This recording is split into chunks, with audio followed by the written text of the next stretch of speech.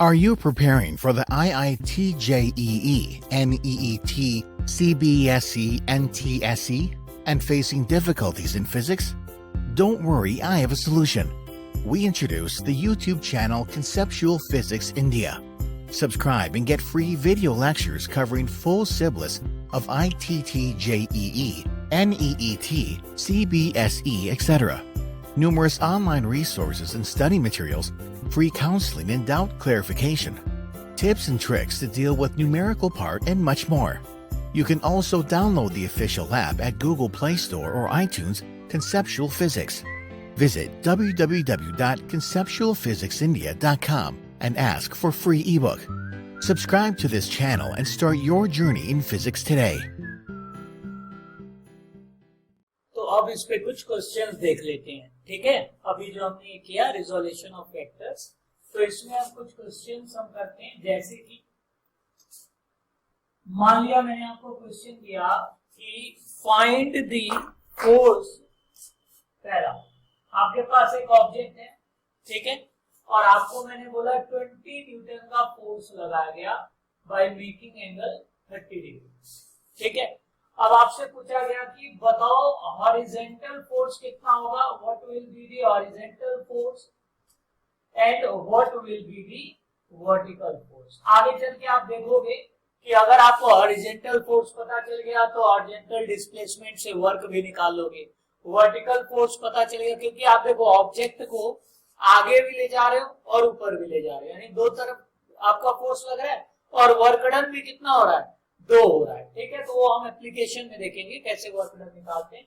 Anyway, तो resolve करना हमने अभी सीखा था। तो 20 न्यूटन का अगेन हम क्या करेंगे, ओरिजिन लेते हुए ये हमारा हो जाएगा 20 cos थीटा यानी 30 degree, and this force will be 20 sin 30 degree. तो हॉरिजॉन्टल फोर्स क्या आ जाएगा, 20 cos 30 डिग्री, और cos 30 डिग्री की वैल्यू क्या होती है, √3/2, 0 1/2, 1/√2, √3/2, 1। क्लियर हो रहा है। अच्छा, ये कितना आ गया 10√3। तो आप देखो 20 न्यूटन का हॉरिजॉन्टल कंपोनेंट कितना हो गया 10√3, और वर्टिकल कितना हो जाएगा, वर्टिकल फोर्स कितना हो जाएगा, तो वर्टिकल हो जाएगा 20 sin 30, और 20 sin 30 हो जाएगा 1/2, ये हो जाएगा 10। तो किधर ज्यादा ताकत लग रहा है,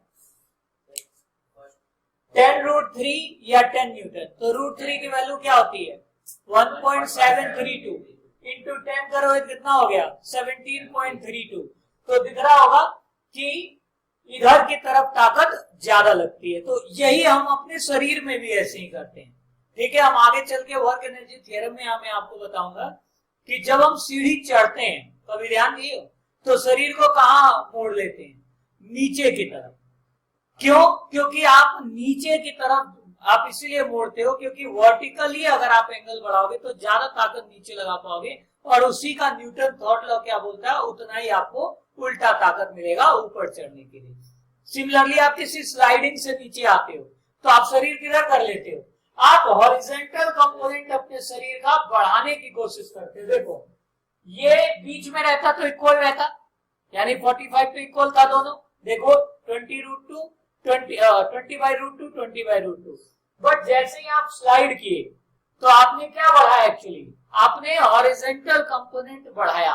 वर्टिकल कंपोनेंट अगर बढ़ जाएगा तो आप रोल्ड हो जाओगे, ठीक है। तो इसीलिए जब आप स्लाइडिंग पे नीचे आते हो तो आप अपने शरीर को पीछे कर देते हो, ठीक है, ताकि हमारा एंगल जो बेस वाला एंगल है वो उधर की तरफ जाए और हमारा जो हॉरिजॉन्टल कंपोनेंट है फोर्स का वो बढ़ जाए। समझ में आ रहा है।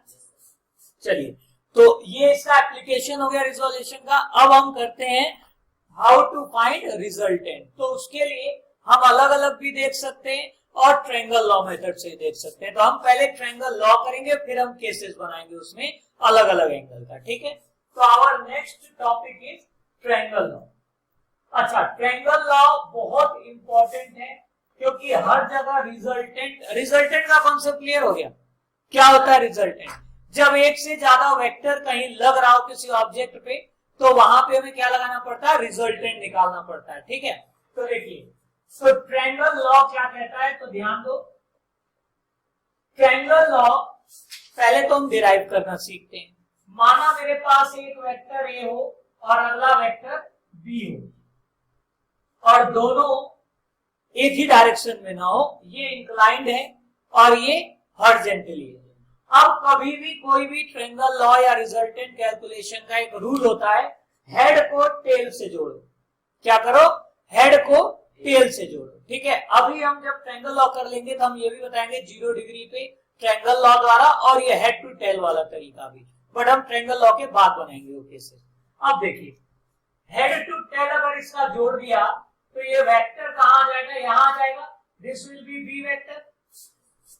अब मुझे रिजल्टेंट निकालना है, तो इसका रिजल्टेंट अगर आप ध्यान दो, अगर ये परपेंडिकुलर एंगल होता, यानी अगर ये ऐसा होता, अगर ये ऐसा कुछ ट्रायंगल होता, तो आप पाइथागोरस थ्योरम लगा लेते हो ना निकालने के लिए कि this will be equal to base square plus perpendicular square. But यहाँ क्या है, एंगल है। कौन सा एंगल है ये, थीटा डिग्री पे इंक्लाइंड है। तो हम क्या ट्राई करने जा रहे हैं, इसे जा रहे हैं रिजॉल्व करने। रिजॉल्व इसीलिए करने जा रहे हैं कि ये क्या बन जाए, राइट एंगल ट्रायंगल बन जाए, ताकि हम पाइथागोरस थ्योरम लगा सके। तो बी थीटा पे अब आप अलग से कोई वेक्टर नहीं ला सकते हो, जो ऑलरेडी गिवन है उसी के अकॉर्डिंग चलना है। तो बी वेक्टर का 2 कंपोनेंट बना सकते हैं, अभी हमने देखा था रिजोल्यूशन में। क्या हो जाएगा, अगर मैं इसको नीचे प्रोजेक्ट कर दूं तो ये बी कॉस थीटा हो जाएगा भाई, बेस कंपोनेंट अभी हमने देखा था। अच्छा, और ये क्या हो जाएगा, ये हो जाएगा बी साइन थीटा। तो आप देखो, आप बी वेक्टर को किस में रिजोल्व कर दिए, हॉरिजॉन्टल कंपोनेंट में और वर्टिकल में। अब आप इसको रिमूव कर सकते हो क्योंकि अब इसका कोई काम नहीं बचा। क्लियर है, क्योंकि आपने इसको तोड़ लिया। अब ये आपका क्या हो गया, उसके बाद this is the resultant vector. हाँ, समझ में आ रहा है। दूसरी चीज, ये एंगल क्या हो जाएगा, मान लिया ये एंगल अल्फा हो जाएगा, तो ये अल्फा बताएगा डायरेक्शन ऑफ रिजल्टेंट, ठीक है। तो ये अल्फा आप यहां से भी निकाल सकते हो, यहां से भी निकाल सकते हो। जैसे रिजल्टेंट लग रहा है, कहां लग रहा है, तो आप बताओगे एक्स एक्सिस से 30 डिग्री या 40 डिग्री की तरफ लग रहा है। समझ में आया। अब ये हमारा एक राइट एंगल ट्रायंगल बन गया। एक चीज और ध्यान देना है, जो ट्रायंगल आपको कभी भी जब आप हेड टू टेल जोड़ते हो, हेड टू टेल आप सिस्टम में अगर जोड़ते हो, तो ये थोड़ा सा मैं साइड से बता रहा हूं। मान लिया आपके पास वेक्टर ए दे दिया हो, वेक्टर बी दे दिया हो और वेक्टर सी दे दिया। अब जब इनको आप जोड़ोगे, ठीक है, तो अगर वेक्टर फॉर्मेशन ऐसा हो रहा है, ध्यान देना कि सबका head to tail head to tail head to tail जुड़ गया हो, तो इसे जीरो वेक्टर कहते हैं। क्या कहते हैं, जीरो वेक्टर। क्लियर है। और जीरो वेक्टर, कहीं भी जीरो वेक्टर बन रहा है यानी सिस्टम स्केलर की बात कर रहे हो, क्योंकि जीरो वेक्टर स्केलर्स का बनता है। फॉर एग्जांपल करंट का आप जब वेक्टर एनालिसिस करेंगे हम, तो देखेंगे वो जीरो वेक्टर बनाता है, इसीलिए current is a scalar quantity. वैसे तो हम बोलते हैं कि पॉजिटिव से नेगेटिव होता है पॉजिटिव करंट, लेकिन ऐसा नहीं है, वो वेक्टर क्वांटिटी नहीं है, वो स्केलर क्वांटिटी है।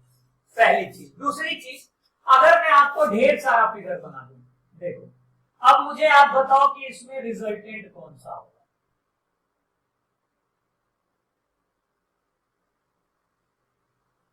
इसमें रिजल्टेंट बताओ कौन सा।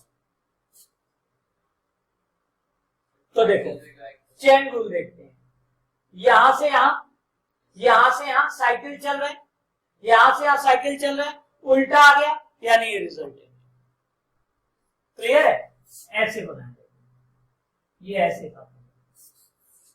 तो ये मान लिया वेक्टर ए, ये मान लिया वेक्टर बी, ये मान लिया वेक्टर सी, वेक्टर डी और वेक्टर ई। तो इस पूरे का रिजल्टेंट क्या होगा, vector E will be the resultant. क्यों, क्योंकि अपोजिट डायरेक्शन। समझ में आ रहा है। हमेशा याद रखना, रिजल्टेंट हमेशा अपोजिट डायरेक्शन में, यानी कि अगर वेक्टर का एक साइकिल चल रहा है तो जो उल्टे साइकिल में आ रहा है वेक्टर, वही रिजल्टेंट होगा। सेम यहां देखो, ए मतलब ए वेक्टर यहां था, बी का कंपोनेंट, अब ये एक वेक्टर बन गया। और अभी हमने बताया था जब दो वेक्टर एक ही डायरेक्शन में तो जोड़ दिया जाता है, याद है वो मास वाला एग्जांपल दिया था हमने। और ये अब आपका रिजल्टेंट देखो कैसे इंडिकेट किया, उल्टे डायरेक्शन में, because this is the resultant. अब आपको दिख रहा होगा ये राइट एंगल ट्रायंगल बन गया। तो एक बार में इसे मिटाता हूं, और ये वाला जो टाइप है, ये वाला, ये हम और आगे करेंगे, ढेर सारा इसके अंदर टाइप होता है रिजल्टेंट निकालने का। जैसे इनका रिजल्टेंट ऐसे निकाल के, फिर ये निकाल के आप कैसे भी इसे सॉल्व कर सकते हो वो हम बताएंगे। तो अभी हम ट्रायंगल लॉ देख लेते हैं। तो अब आप देखो यहाँ पर ये दोनों एक ही ट्रायंगल हो गए और हेड टू टेल जुड़ा हुआ है, ठीक है। या अभी याद है वो मास वाला मैंने बताया था, दोनों एक ही डायरेक्शन में थे, क्या हो जाता है, जुड़ जाता है। तो अब मैं इसको वेक्टर हटा के इसको मैं टोटल लिख दे रहा हूं A vector plus B cos theta. कोई प्रॉब्लम? तो अब मैं इसको रीड्रॉ कर रहा हूं फिगर को। तो this is my R vector, this is 90 degree, this is A plus B cos theta and this is B sine theta. और यहां पर हमारे पास एंगल आ गया अल्फा, दिस इज ओ, ठीक है। और ये एक डायरेक्शन जरूर दिखाना, नहीं तो गलत हो जाएगा। अब यहां पर हम क्या लगा सकते हैं, पाइथागोरस थ्योरम। तो पाइथागोरस थ्योरम क्या कहता है, hypotenuse square must be equal to perpendicular square. तो हम सिर्फ मैग्नीट्यूड ले रहे हैं, ध्यान देना, plus perpendicular plus base square. तो बेस स्क्वायर हो गया और परपेंडिकुलर स्क्वायर। अब अगर इसका हम स्क्वायर करिए हो जाएगा ए स्क्वायर प्लस बी स्क्वायर हो जाएगा plus 2ab cos theta, A plus B के होल स्क्वायर का, प्लस हमारे पास आया है B square sine square theta. कोई दिक्कत? अब यहां देखो B square cos square theta और B square sine square theta में क्या कॉमन हो रहा है, बी स्क्वायर। तो यहां से हमारे पास आ जाएगा आर स्क्वायर बराबर A square plus B square common कर लिया, ये हो गया cos square theta plus sine square theta, और ऑल्सो मेरे पास है 2ab cos थीटा, ठीक। अब sine square theta plus cos square theta 1, ये हो गया हमारा A square plus B square plus 2ab cos theta and hence हमारा आर आ जाएगा, R will be equal to root of A square plus B square plus 2ab cos theta, and इसी को हम क्या कहते हैं, रिजल्टेंट वेक्टर। और ये हमारा ट्रायंगल लॉ। बट कहानी अभी खत्म नहीं हुई, क्यों? अभी बार बार बताया था, बेसिक नहीं, वेक्टर, ये तो मैग्नीट्यूड आ गया। What is this? This is magnitude of R vector, representation याद है। अब डायरेक्शन निकालना, डायरेक्शन क्या है, अल्फा। तो देखो फॉर डायरेक्शन आप हमेशा कभी भी वेक्टर का आप डायरेक्शन जब भी निकालोगे तो आप tan लोगे। तो tan अल्फा क्या हो जाएगा, tan अल्फा हो जाएगा परपेंडिकुलर बाई बेस। परपेंडिकुलर क्या है, b sin theta divided by a plus b cos theta. तो अल्फा मींस डायरेक्शन, क्या हो जाएगा, tan inverse of b sin theta divided by a plus b cos theta. तो I hope ये clear हो गया होगा। तो ये आपका ट्रायंगल लॉ है, एक बार आप इसे देख लो। एक बार रिपीट कर देता हूं, हमने क्या ले लिया, पहले तो हमारे पास दो वेक्टर गिवन था, वेक्टर ए और वेक्टर बी, और वेक्टर बी थीटा एंगल पे था। हमने बाद में उसे रिजॉल्व किया दो कंपोनेंट में, और यहाँ ये चूंकि दोनों वेक्टर एक डायरेक्शन में थे जुड़ गए, और ये यहाँ आ गया परपेंडिकुलर, फिर हमने क्या निकाल दिया, रिजल्टेंट निकाल दिया, और इस तरीके से हमने इसे सॉल्व कर दिया। तो ट्रायंगल लॉ में हमें एक तो रिजोल्यूशन की जरूरत पड़ी और एक हमें रिजल्टेंट कैलकुलेशन की जरूरत पड़ी। अब यहां से सारे केस आप बना सकते हो, थीटा की वैल्यू रखते चले जाओ, सारे केस आ जाएंगे कि जब वेक्टर एक डायरेक्शन में हो तो क्या हो, वेक्टर अपोजिट में हो तो क्या हो। जो अभी हमने नहीं निकाला था मास का 30 न्यूटन इधर, 10 न्यूटन इधर से, वो सारी चीजें अब यहां से निकाला जा सकता है। क्लियर हो रहा है? तो एक बार उसका केस बना लेते हैं। तो आई होप आपको समझ में आ गया, पक्का? चलो फिर अब इसका एप्लीकेशन भी देख लेंगे। तो ट्रायंगल लॉ के अब हम सारे केसेस बनाने जा रहे हैं। उससे पहले मैं क्या कर देता हूं, ट्रायंगल लॉ का फॉर्मूला यहां पर लिख देता हूं। R is equal to root of A square plus B square plus 2ab cos theta. याद रखना थीटा क्या है, थीटा वो दूसरा वाला बी वेक्टर है, किससे हॉरिजॉन्टली कितना इंक्लाइन था। अगर वो वर्टिकली आ जाएगा तो चीजें बदल जाएंगी, ठीक है। चलिए तो केस 1, माना जो पहला मेरा वेक्टर है ऐसा था और बी ऐसा था ना, मान लिया बी भी अब एक ही डायरेक्शन, तो ये क्या होता है, पैरेलल वेक्टर हो गया, या 0 डिग्री है दोनों वेक्टर के बीच का एंगल। क्लियर हो रहा है? तो ऑब्वियस सी बात है, अगर मैं, याद है एक मैंने वो मास वाला एग्जांपल दिया था, 30 न्यूटन 10 न्यूटन, क्या करते थे, जोड़ देते थे, वो ट्रायंगल लॉ से ही है। देखो दोनों के बीच एंगल कितना है, 0 डिग्री, तो cos 0 डिग्री अब आर हो जाएगा root of A square plus B square plus 2ab cos 0, और cos 0 क्या होता है, 1, तो ये हो जाएगा ए square plus B square plus 2ab। आप इसे ये भी लिख सकते हो, a प्लस बी का होल स्क्वायर लिख सकते हो, स्क्वायर से रूट कैंसिल हो जाएगा, तो आर देखो आ गया आपका। क्लियर है? अब आप कहोगे सर रिजल्टेंट का एंगल क्या होगा या डायरेक्शन क्या होगा, तो यहां मैंने बताया था जो डायरेक्शन ए का और जो डायरेक्शन बी का वही डायरेक्शन होगा। आप चाहो तो उसमें भी पुट कर सकते हो एंगल के फॉर्मूले। याद है एंगल का फॉर्मूला आया था tan inverse b cos theta divided by a plus b sin theta, b sin theta, हाँ परपेंडिकुलर, ठीक है, b sin थीटा, और यहां पर a प्लस b cos, ठीक है। अब यहाँ थीटा क्या है, 0 है, तो पुट कर लो, तो alpha will be equal to tan inverse of b sin 0 क्या हो जाएगा, 0, खत्म हो गया, और tan इनवर्स 0 क्या होगा, 0 डिग्री, यानी कि रिजल्टेंट किधर है, जिधर a है और जिधर b है उसी के 0 डिग्री पर। समझ में आया? तो इस तरीके से आप दो वेक्टर अगर एक डायरेक्शन में हो उसका रिजल्टेंट निकाल सकते हो। एक होता है हेड टू टेल मेथड, वो भी मैं बता दूं। मान लिया ए वेक्टर यहां दे दिया और बी वेक्टर यहां दे दिया, क्लियर हो रहा है? अब ये दोनों किस एक ही डायरेक्शन में, तो क्या करो, इसका टेल इसके हेड से जोड़ दो, तो आप देखो ऐसा फिगर आ जाएगा, वही आपने निकाला है, और रिजल्टेंट को आप लिख सकते हो ए वेक्टर प्लस बी वेक्टर। याद रखना ये सारा मैग्नीट्यूड है, क्लियर हो रहा है? वी आर कैलकुलेटिंग मैग्नीट्यूड, और डायरेक्शन हमने सेपरेटली कैलकुलेट कर दिया। तो डायरेक्शन क्या आ गया, 0 डिग्री मतलब अलोंग दी वेक्टर ए और बी। Is it clear? अब हम सेकंड केस पे चलते हैं, तो आई होप क्लियर हो गया होगा। सेकंड केस में अब मैं फॉर्मूला एज इट इज छोड़ देता हूं और केस चेंज कर देता हूं।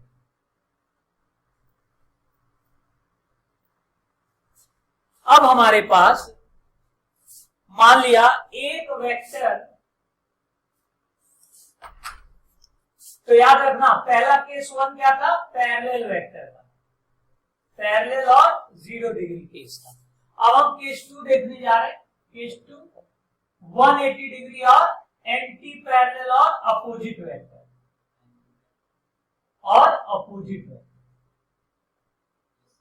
ठीक है। अब मान लिया आपके पास वेक्टर ए है ये, और मान लिया आपके पास वेक्टर बी है ये, ठीक। तो अकॉर्डिंग टू रूल, पहले तो मैं हेड टू टेल वाला करता हूं, फिर मैं ट्रायंगल लगाऊंगा। इसका टेल इसके हेड से आप जोड़ दो, या इसका हेड इसके टेल से जोड़ दो। यहां पर याद रखना दो केस होगा। तो अगर यहां कौन बड़ा दिख रहा है हमें, ए बड़ा है ना, तो हम बी वाले को इसके टेल से मिलाएंगे। तो बी वाले का हेड अगर ए के टेल से मिलाओगे तो देखो ये इतना खत्म कर देगा, रिजल्टेंट इतना बच जाएगा, और ये ऑब्वियस सी बात है क्या हो जाएगा, ए माइनस बी। तो अगर 180 डिग्री एंटी पैरेलल आए तो आर वेक्टर किसके बराबर हो जाएगा, vector A minus vector B. कब, जब वेक्टर ए वेक्टर बी से बड़ा है। अगर वेक्टर बी वेक्टर ए से बड़ा होता तो हम हमेशा याद रखना बड़े वाले में से छोटा वाला माइनस कर देंगे। अगर आप छोटे वाले में से बड़ा वाला माइनस करते हो और माइनस साइन आ गया तो याद रखना माइनस का मतलब मैग्नीट्यूड नहीं, माइनस का मतलब ये पता चलता है कि आपने जिसमें से जो माइनस किया है वो बड़ा नहीं था, यानी आप बड़े में से छोटा माइनस नहीं किया, आपने छोटे में से माइनस कर दिया, तो जो रिजल्टेंट है वो उल्टे डायरेक्शन में उतने की, यानी माइनस 20 न्यूटन का मतलब है उल्टे डायरेक्शन में 20 न्यूटन रिजल्टेंट है। क्लियर हो रहा है? चलिए ये तो हो गया हेड टू टेल मेथड। अब इसे ट्रायंगल लॉ से करते हैं, और आई होप आप कर सकते हो क्योंकि cos थीटा, यहां थीटा क्या है 180। तो ट्रायंगल लॉ कहता है R will be equal to root of a square plus b square plus 2ab cos 180 degree, और cos 180 डिग्री कितना होता है -1। तो देखिए ये आ गया a square plus b square minus 2ab, क्योंकि cos 180 डिग्री -1। तो यहां से आपका r, अच्छा इससे मैं a माइनस b का होल स्क्वायर लिख सकता हूं, तो यहां से r क्या आ गया a minus. I hope is it clear? Clear हो गया होगा ये। नाउ अब देखो, ये तो हो गया रिजल्टेंट का magnitude, this is magnitude, simple याद है ना। अब क्या निकालना है? एंगल। तो एंगल हो जाएगा tan inverse of b sin 180 degree divided by a plus b cos 180 degree. sin 180 degree भी क्या होता है? 0 होता है। देखो साइन की वैल्यू याद करने का तरीका बताता हूं, ये ग्राफ याद कर, ठीक है, ये 0, ये 90, ये 180, ये 270 और ये 360। क्लियर हो रहा है? ये 1 है और ये -1। 0 पे एंगल, 0 पे वैल्यू 0, 90 पे 1, 180 पे 0, 270 पे -1, 360 पर 0। और cos का याद करना है, तो cos का यहां से नहीं यहां से शुरू होगा, ऐसे, ठीक है, ऐसे शुरू होता है। तो 0 पर क्या हो जाएगा? वो 1 हो जाएगा। ठीक है, समझ में आया ये रूल? तो यहां से अगेन देखो, sin 180 0 रखते ही, क्योंकि sin 180 डिग्री 0 होगा, तो ये पूरा वैल्यू क्या आ गया? 0। तो अल्फा क्या आ गया? 0 डिग्री। बट ये जो 0 डिग्री है, ये किसके रेफरेंस में बोल रहा है 0 डिग्री? तो ये बड़े वाले वेक्टर के रेफरेंस में बोल रहा है। जिधर बड़ा वाला वेक्टर होगा आपका, उसके डायरेक्शन के अलोंग रिजल्टेंट होगा, यानी resultant will be along same direction as the direction of vector A, क्योंकि यहां हमने क्या लिया है? केस जो हमने बनाया था वेक्टर ए बड़ा लिया था। समझ में आया? क्लियर हुआ? चलो नेक्स्ट आता है हमारा केस। तो ये एंगल याद हो गया, एंगल का, क्योंकि यहाँ पे टोटल एंगल का ही खेल है। तो हमारा केस 2 भी हो गया। अब हम देखते हैं केस 3। केस 3 में मान लिया परपेंडिकुलर वेक्टर हो जाए। परपेंडिकुलर का मतलब क्या हो गया? 90 डिग्री। ठीक है, तो चलिए रिजल्टेंट हो जाएगा root of a square plus b square plus 2ab cos 90। और 2ab cos 90 क्या होता है? cos 90 क्या होता है? 1। cos 90 1। तो ये हो गया root of a square plus b square plus 2a, sorry cos 90 0 होता है, क्योंकि cos 0 1 होता है। अभी हमने ग्राफ से पढ़ाया था। अब यहां से r सीधा आ गया क्या? Root of a square plus b square. कोई प्रॉब्लम? ठीक है, ये देख रहे हो, ये पाइथागोरस थ्योरम नहीं बन गया? ध्यान दो, इफ दिस इज a और दिस इज b, तो हेड को टेल से जोड़ दिए, तो ये रिजल्टेंट आ गया। दिख रहा है? और ये किसके बराबर आ गया? a square plus root of a square plus b square. कोई दिक्कत? और इसका एंगल अगर निकालना हो, इसका एंगल निकालना हो, तो कैसे निकालेंगे? Alpha will be equal to tan inverse of b sin 90 divided by a plus b cos 90। ये हो गया tan इनवर्स ऑफ sin 90 1 और यहाँ cos 90 0। तो क्या आ गया? tan inverse of b by a। देखो पाइथागोरस थ्योरम में यही तो एंगल है, ये अल्फा, यही निकाल लो। tan अल्फा क्या हो जाएगा? Perpendicular by base, perpendicular b by a। देखो आया? ठीक है, समझ में आया? और एक केस इसका बनता है थीटा डिग्री का। थीटा डिग्री का तो है ही है, theta can be any value. Clear हो रहा है? तो इस तरीके से हम ट्रायंगल लॉ भी कर लिया, और आई होप ट्रायंगल लॉ समझ में आ गया। तो इस पे हम न्यूमेरिकल्स भी लगाएंगे अलग अलग तरीके से। ठीक है, क्लियर हुआ?